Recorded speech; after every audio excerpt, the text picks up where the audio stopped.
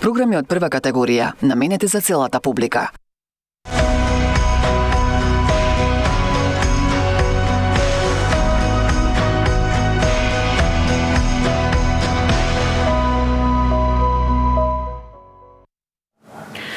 Почитувани, поради големата трагедија која што се случи, поради големиот број на жртви и на повредени, денеска ќе зборуваме за организираноста на здравствениот систем. Како се координираат здравствените установи да ги третираат повредените од пожарот во Кочани? Како одлучуваат кои од повредените да бидат транспортирани во странски центри? Со мене во студиото е професор доктор Игор Николов, член на кризниот штаб во здравството. Доктор Николов, прво да започнеме, знам дека од Сабајле сигурно сте имали координација, комуникација со сите оние странски центри каде што ги испративме дел од повредените. Каква е состојбата на оние кои што се во Србија, во Турција, во Бугарија, во Хрватска, во Словенија и уште многу други земји? Вака, во рамки на кризниот штаб, кој што е формиран при Министерството за здравство, постојат тимови кои што ја следат состојбата на пациентите кои што се хоспитализирани надвор од земјата. Во моментот бројката е околу 78 пациенти кои што се надвор и во различни центри по помала група, по помала бројка на пациенти заради специфичноста на повредата. Тимовите комуницираат на дневна основа со болниците кои што ги водат нашите пациенти. И последните информации се, немаме податок за, значи, не дај Боже, некој починат пациент. Имаме нови информации од Анкара дека од 5 наши хоспитализирани пациенти, 5 се екстубирани, што значи дека дишат сами, не дишат со вентилатор, односно не дишат на машина. Имаме информација од Словенија дека 2 пациенти се екстубирани. Утрово министерот за здравство и министерот за надворешни работи заедно со министерот за здравство на Грција ги посетуваат пациентите сместени во болницата Папа Николау во Солун. Јас утрово се чув со болницата таму. 2 пациенти кои што се над 18 години се во тешка состојба. Едната пациентка ја внесува утрово во сала. Има машки пациент кој што е во тешка состојба во Папа Николау и уште третиот пациент е во полесна, односно подобра, пациентка е во подобра состојба. Во Грција, во војната болница во Солун се сместени уште 2 пациенти и во војната болница во Атина ноќеска префрливме уште 3 пациенти. Тоа е актуелниве информации кои што ги имаме. Да, вчера имавме информација од директорот на Пирогов во Софија и таму имаме тешки пациенти. Таму се комуницира директно Министерство за здравство со Министерство за здравство. Пациентите, најтешките практично ги превземаа во Бугарија, заради тоа што тимовите од Бугарија стигнаа практично помеѓу првите. Се испрати авион кој што транспортираше пациенти во Софија, во Пловдив и во војната болница во Варна. На дневна основа се комуницира со нив и се добиваат информации. Овие центри каде што се распределени пациентите се специјализирани за третман на вакви пациенти со изгореници од поголем степен на кожата, кои што настануваат после вакви масовни катастрофи и обично центрите преферираат да примат по одредена бројка на пациенти до 5 до 6 за да им пружат најдобар третман. Предноста во специјализираноста е тоа што ти имаат искуство со изгореници и тоа се практично појави кои што се јавуваат после големи масовни катастрофи. Она што исто така успеавме да го видиме, нели, додека и ние исто така како новинари чекавме пред болниците, е дека и земјите кои што се понудија за помош испраќа авиони за да преземат пациентите, меѓутоа и возила на брза помош од Ниш и од Белград дојдоа по пациентите, вклучени беа и приватните болници кои што ги имаме во нашава земја. Да, сите ресурси кои што беа расположени беа вклучени како од земјата, така и од соседните земји. Значи, пациентите и од Србија беа превземени како со авиони, така и со возила на итна медицинска помош. Нашата итна медицинска помош се вклучи заедно со возилата кои што ги имаат приватните болници при транспортот на пациентите од болниците до аеродромот. Требаше да биде тој медикализиран транспорт кој што го обавуваат во специфични услови и стручни лица, така да тоа беше оној првиот бран кој што не удри во првите 8 часа.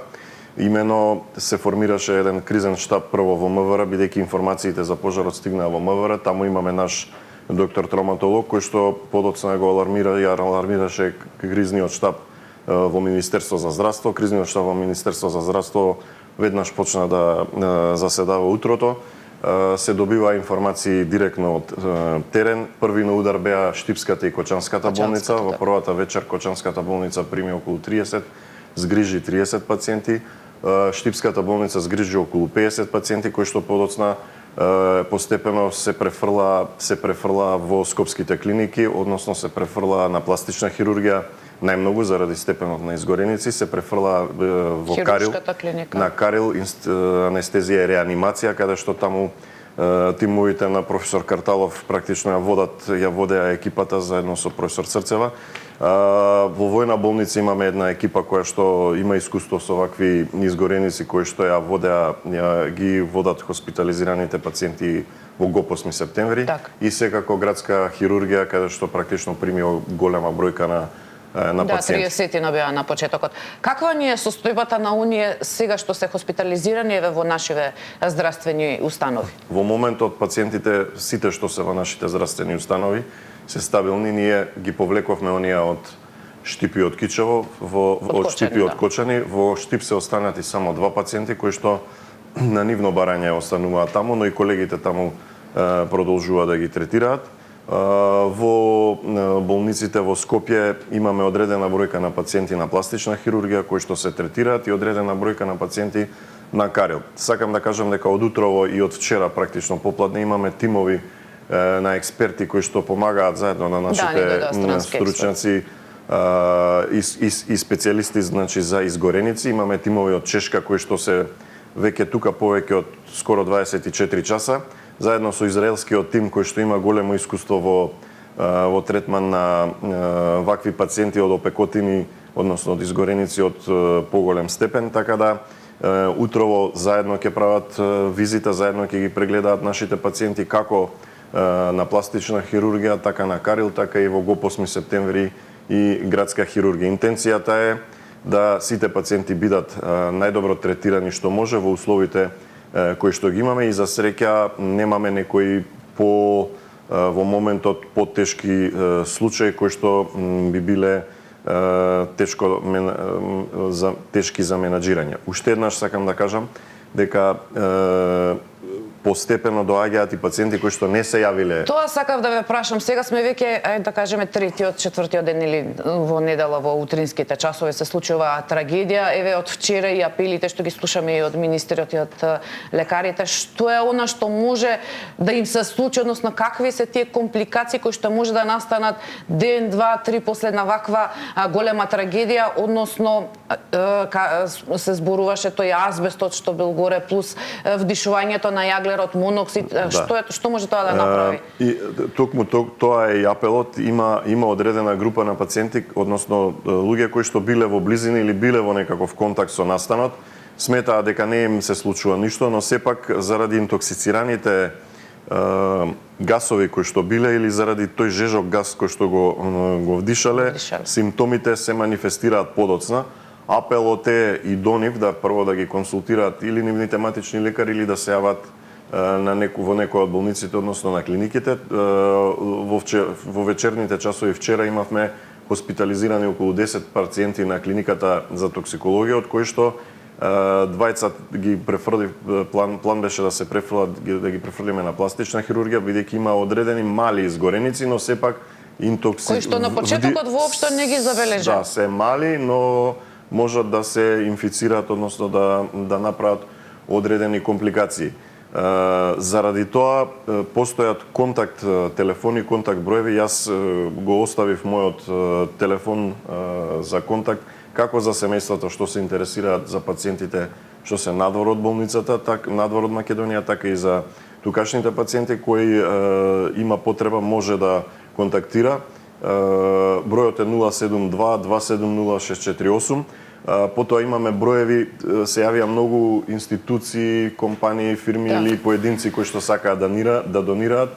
Формиран е штаб, односно број во СОЗР, од каде што владата ги кумулира сите оние кои што би сакале да донираат или да помогнат во даденава ситуација. Активен е Црвен крст за цело време, но во даденава ситуација во моментот практично не ни треба нешто посебно, но е потребно згрижување на семејствата.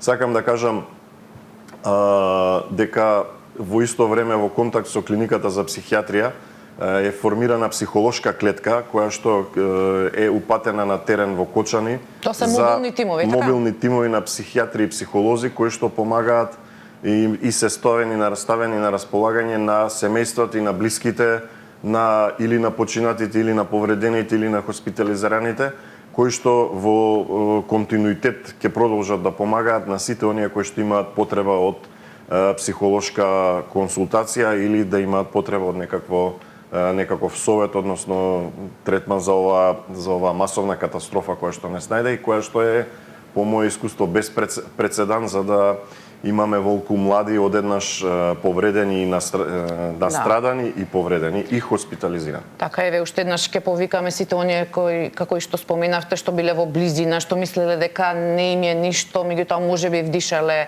од чадот, врелиот чад, меѓутоа сето тоа помешано со азбестот да побараат лекарска помош колку толку за да се види каква им е состојбата. Има и бројка на повредени кои што практично имаат опекотини, изгореници на очи кои што на почеток не се манифестирале, можеби не ги манифестирале и подоцна се манифестираат. Имаме пациенти кои што е потребно да направат и офталмолошка консултација, значи офталмологија е ставена на располагање. Целата работа што е многу комплицирана и проблематична е што младите луѓе како што горел плафонот, практично со рацете се бранеле и најголемиот број на изгореници се на овој дел на рацете и имаат така наречени циркуларни изгореници, тоа се околу вратот. Да, како што споменавте, доктор Николов, првично, нели, кога веќе биле хоспитализирани сите тие повредени, кога се донесени во болниците, првиот третман се изгорениците, меѓутоа од сето тоа потоа може да настанат многу бројни компликации, односно да се увидат и други повреди кои што се покрај изгорениците.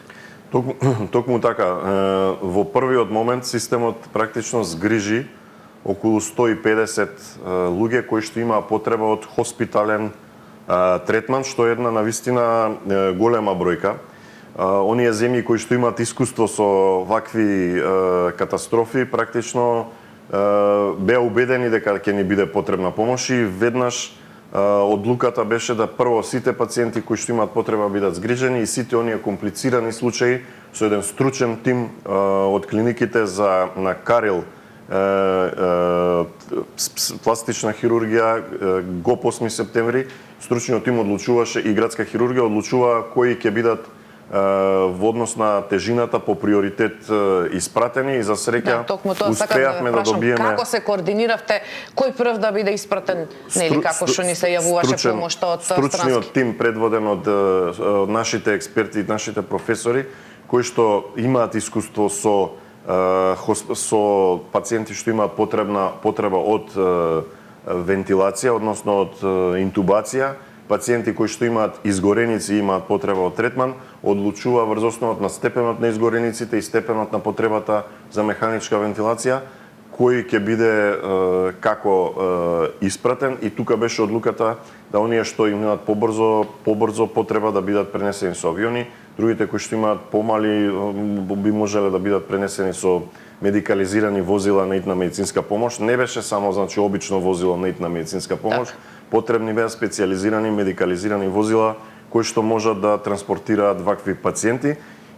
И за среќа ударот кој што го добивме успеа здравствениот систем да згрижи прво 150 пациенти и во првите 24 часа транспортирани беа околу 50 пациенти кои што беа транспортирани во одредени помали бројки во различни центри, бидејќи ниту еден центар не може да прими толкава бројка на изгорени пациенти одеднаш.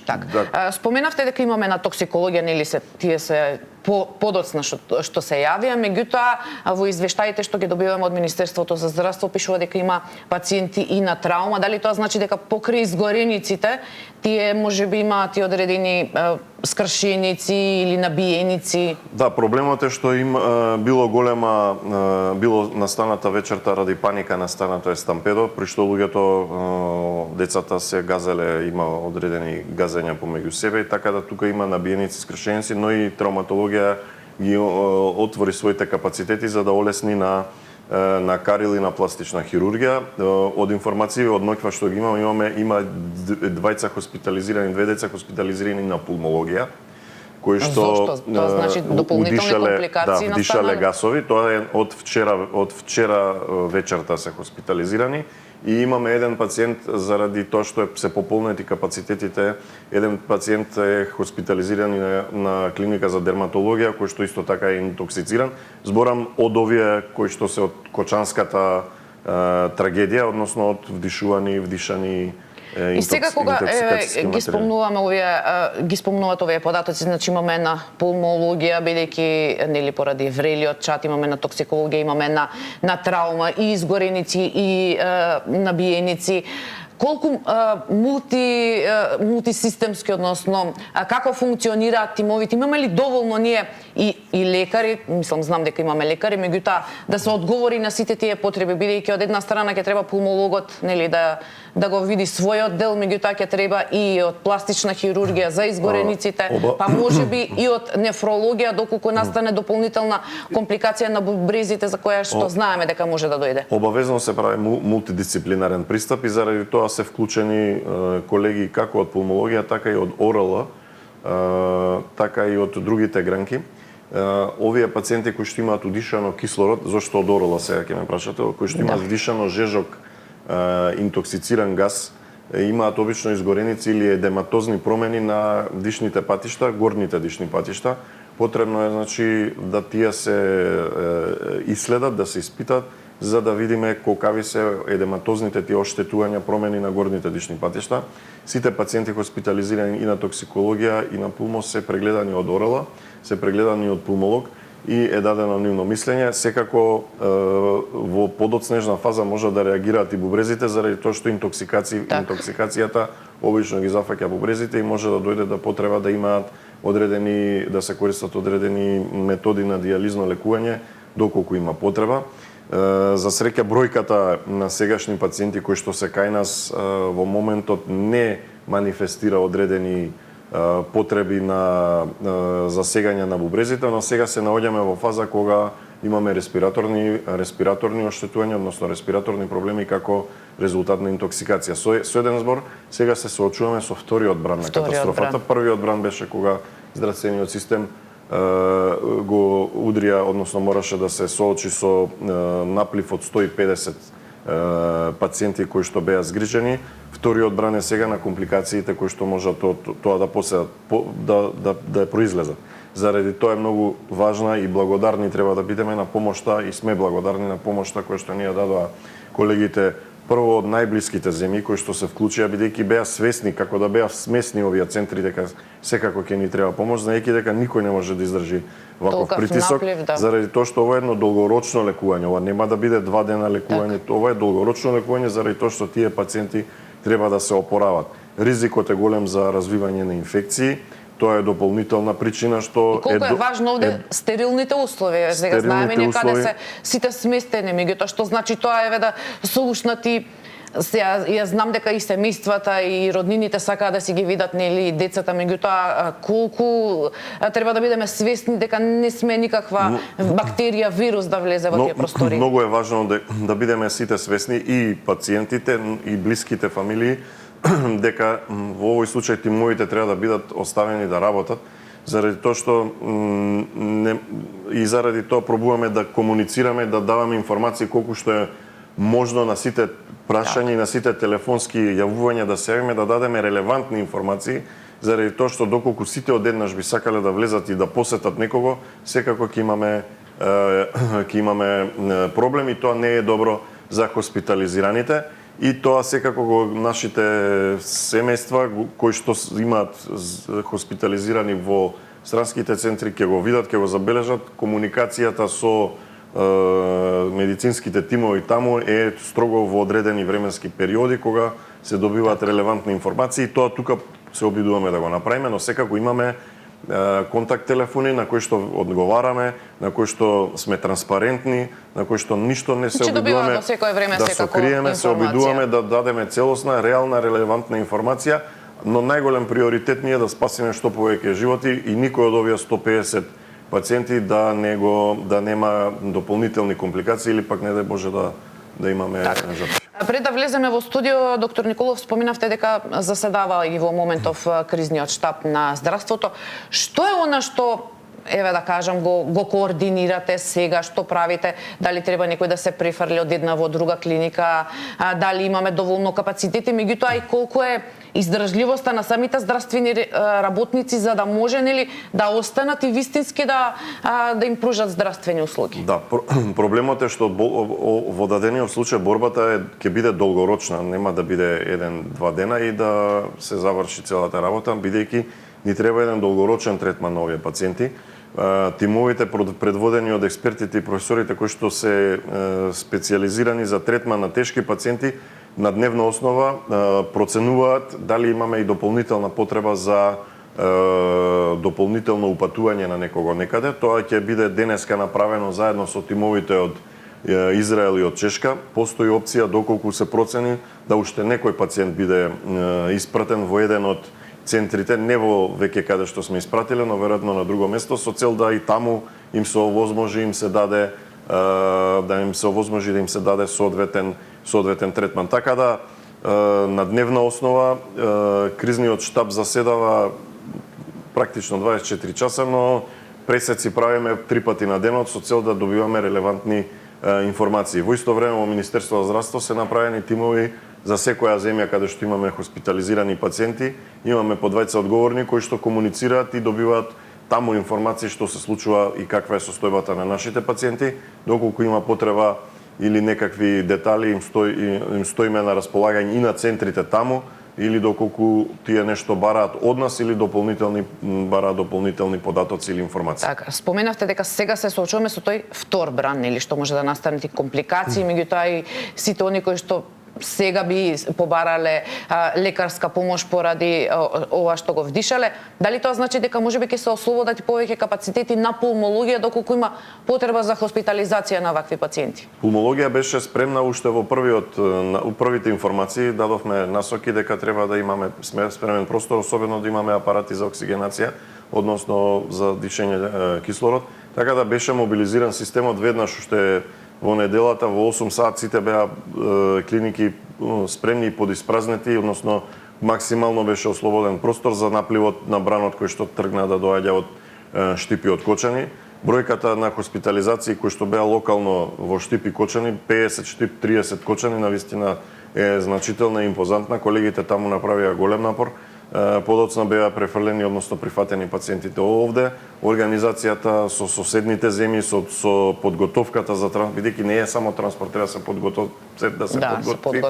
Дури не е едноставно да се однесе од болница до аеродром со медикализираните возила, така да тоа мораше да биде изведено професионално и тимовите на Карил и на Тоарилуц, односно анестезија, реанимација и травматологија, навистина направија максимум. Се надеваме дека нема да имаме починати од сите овие кои што ги транспортиравме, иако стигаат информации дека имаме голем број во тешка состојба. Во Истанбул пациентите беа интубирани, практично сите кои што ги примија. Спецификата на повредата е навистина различна од она досега што се среќаваме, бидејќи е горен плафон кој што им е паѓан од згоре врз главите, има циркуларни повреди, обично имаат и изгореници на лицето, очите и затоа е била потребна механичка вентилација поради мултидисциплинарен пристап е неопходен. Со тоа што го растеретивме системот, тука нашите тимови да можат да продолжат да ги следат пациентите кои што ги имаме овдека во моментот. Кога рековте дека уште веднаш сте направиле мобилизација на здравствениот систем, дали тоа значи мобилизација само овде, нели, на клиниките, сите клиники, или можеби ви се во, како да кажеме, во подготовка да дојдат тимови од нашите болници и здравствени установи низ државата за да бидат од помош овде во Скопје? Во моментот немаме потреба од дополнителен персонал да помага на клинички центар, на ГОП 8 септември или на градска хирургија. Проценките се дека персоналот, иако е изморен, иако е во активност подолг временски период, сепак немаме потреба од зајакнување, иако ги вклучивме сите оние релевантни ресурси кои што можат да ни помогнат, како од хирургиите, така и од интерните клиники. Но во дадениот момент состојбата е реално стабилна. Немаме потреба од донации на она што не ни треба во клиниките. Ни пристигнуваат многу кебиња и некои работи кои што не ни се потребни. Би апелирал донациите да бидат во она што ни е потребно, што е потребно на медицинскиот персонал. Дали може да се соочиме со недостаток на гази, на завои, имајќи ги во предвид? Се е обезбедено. Имаме донации кои што одат централизирано и затоа е предноста на централизиран, бидејќи сите фармацевски веледрогери, сите можни институции се вклучија да дадат, да отворат се што можат да дадат. Така да во моментот нема никаков дефицит на било што од опрема и од материјал. Тимовите од Израел исто така ни пратија список што им е потребно, сугерира што е потребно за работа, тоа е обезбедено, го имаме, така да во моментот, значи, само ни е потребна работа и со Господ напред да успееме да не имаме дополнителни жртви. Претпоставам дека сите оние кои што се на специализација, барем можеби трета, четврта, пета година се исто така вклучени. Имаше она што можевме да го забележиме уште во неделата, оние кои што се студенти на медицина, четврта, пета година, сите се нудеа за помош. Медицински сестри, сите се нудеа за помош, приватните болници, колку сето тоа е, да кажеме, добро, односно добре дојдено во едни вакви, кога имаме ваква голема трагедија од невидени размери, односно незапаметена досега, за да не ни дојде до крахирање на здравствениот систем, односно да не може да издржат лекарите сепак 36 часа да дежураат, сепак не може да биде во истата, нели, состојба како кога почнал да работи. Се вклучија сите помлади колеги кои што на клиниките на хирургија особено помагаа во припремата на информациите и точната документација за пациентите кои што се упатуваат, бидејќи за да упатите пациенти се потребни точна документација. Не беше прилично едноставно, заради тоа што често пати на почеток имаше потреба да се обезбедат и лични документи, мораше да добиеме информација од семејствата, така да младите колеги помагаат на тимовите во Карил и во Карил и на травматологија и на пластична хирургија за целата ова подготовка на пациентите. Мислам дека во моментот потребите се задоволени и во моментот немаме никакви младите колеги помагаат, персоналот е максимално мобилизиран, се проценува треба кај да се донесе одлука за враќање на оперативниот програм во нормала, можеби тоа ќе биде утре, а можеби ќе биде задутре, бидејќи од друга страна имаме и програм кој што не можеме да го занемариме. Елективни претпоставувам операции биле. Операциите, особено на малигномите, односно на малигните заболувања, не смееме да ги одложуваме, така да веројатно ќе се вратиме да функционираме еден дел во нормала, другиот дел да се грижи за повредените од Кочанската трагедија. Споминавте и од Израел, оние што не се дојдени, односно и останатите експерти кои што специјалисти кои што се дојдени од странство, што им треба и ја имаме целата опрема која што ја бараат за да може да направат нели соодветни проценки за повредените. Дел од опремата имаме, дел тие си носат за сопствени проценки.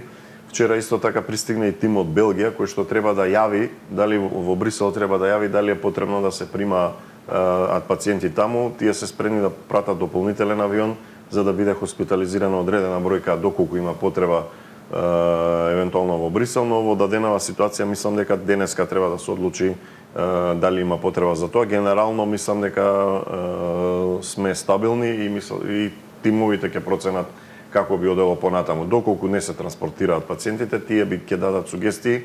Мислам дека од големо значење да се работат нашите колеги на пластична хирургија да работат со луѓе кои што имаат искуство од вакви катастрофи со големи изгореници, бидејќи тоа е искуство кое што треба професионално да го разменат, можеби ќе ни користи, не дај Боже, и за некоја друга ситуација. Каква е таа опрема, доктор Николов, што еве можеби ние ја немаме, а тие си ја носат или Јас повеќе би рекол дека е ноу-хау отколку дека е опрема, значи искуството за третманот на овие пациенти доаѓа од знаењето од тоа што го имаат како долготрајно искуство. Така да не е прашањето за опремата, отколку е прашањето за знаењето на долгорочниот третман и секако потребата за подобрување на условите на работа и подобрување на веројатно и на навиките на работа и начинот на кој што се манипулира со сите оние униформи работни процедури кои што се спроведуваат на дневна основа, бидејќи во сите здравствени институции практично пластичната хирургија има посебен оддел на ваква хирургија која што се занимава со потешки опекотини и тоа има секоја гранка има собствена специфика и веројатно ќе стекнеме искуство во ова, за жал. Да, често се поставуваш ова прашање овие денови, иако нели свесни сме дека и да имаме центар за изгореници, односно да ни работи центарот за изгореници кој што е затворен, нема да може да ги згрижи, меѓутоа факт е дека треба да имаме таков центар. Токму така, центар за изгореници кој што мислам дека е 2016 бил функционален до 2016, таму има во моментот има една хипербарна комора која што може да се активира со максимална бројка на пациенти што може да згрижи до 4 пациенти, 4 до 5 пациенти. Секако ќе биде плюс за идно време и ни е потребно заради тоа што вакви случаи со опекотини ни се случуваат 2 до 3 годишно. И секако и 2 до 3 годишно не е мала бројка, бидејќи ние треба да се бориме за секој еден живот, посебно на млади луѓе кога се случуваат. Претходно имавме еден ваков случај, кој се сеќавате, со опекотини едно дете кое што снима TikTok на овие на возовите, па го транспортиравме во не знам како беше точно во Грција, негде каде планиравме да се транспортира. Секако ни е важно за 3 случаи годишно или 2 случаи годишно да имаме, односно да сме подготвени да реагираме. После ова сеа искуство би требало практично да бидеме простор има, претпоставувам да бидеме спремни за понатаму, не смееме да дозволиме да не сме подготвени. Сега ја споменавте кога зборевме нели за центарот, хипербарната комора, ние имаме и на скопските клиники имаме хипербарна комора, има и во некои приватни здравствени установи хипербарна комора. Колку и на колкав број на сега овие што ни се повредени, можеби ќе им треба ваква здравствена услуга? Во моментот мислам дека немаме пациенти кои што ќе имаат потреба од по информациите кои што ги имаме од утро, нема да имаме